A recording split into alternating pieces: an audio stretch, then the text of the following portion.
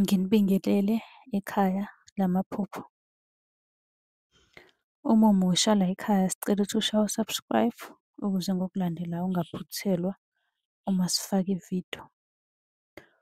Ukubaluleka-ke kokuthi u-subscribe senzela ukuthi uma ubuza umbuzo kwi-comment sithi masibuya nevidiyo eyimpendulo, i-notification izongena kumakhalekhukhwini wakho ebese ividiyo uyayibona ngokushesha kanjalo. Kanti uma unga-subscribe-ile angeke uze ubone nhlobo ukuthi cha impendulo usuyitholile. Ngakho-ke uma unombuzo buza kwi-comment sizokwenzela ividiyo.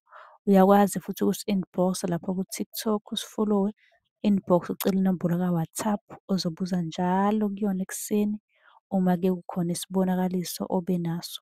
Nokubaluleka nje kokuthi-ke uwazi ukuthi ngabe lokho osuke ukuphuphile kubika ukuthini. Ake singene-ke kwelanamhlanje sikuchaze. Osibuzile namuhla,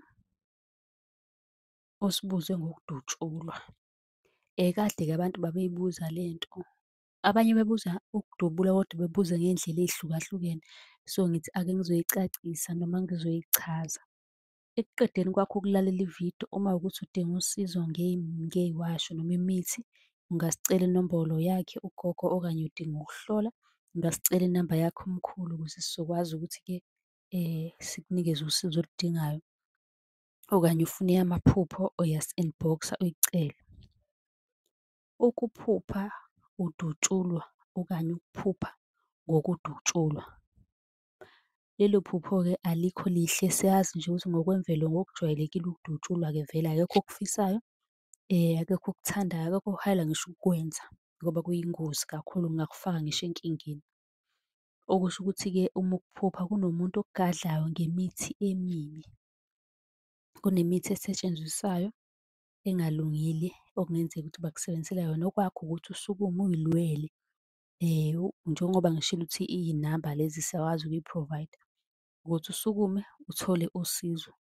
Omunye umuntu-ke ethi uyakuphupha-ke edutshulwa athole ukuthi ulokhu ephupha iy'nsuku y'landelana ephupha ephupha, kodwa kube ukuthi akasukumi enze lokhu okumele ekwenze. Umuntu uma sekuchazelile iphupho la, kumele wenze njengoba kushiwo ngoba siyakuchazela sikutshele ukuthi uzoyi-solve-a kanjani le nkinga. Ngoba uma uzohlala yingakho hlampe ubona sengathi kuyaqhubeka kuyaqhubeka uthole ukuthi usugcine usuphupha amakhulu kakhulu abhedayo ngoba nakho akulungile lokho. Yebo, isibonakaliso but akulungile, akukho kuhle. Kumele nje ukusukumele usheshe uy'vimbe izitha ngoba kunezitha la ngaphandle. Uyakwazi ukusi-inbox ucele inamba lapha ku-Facebook and TikTok. Silandele yonke indawo, subscribe nisale kahle.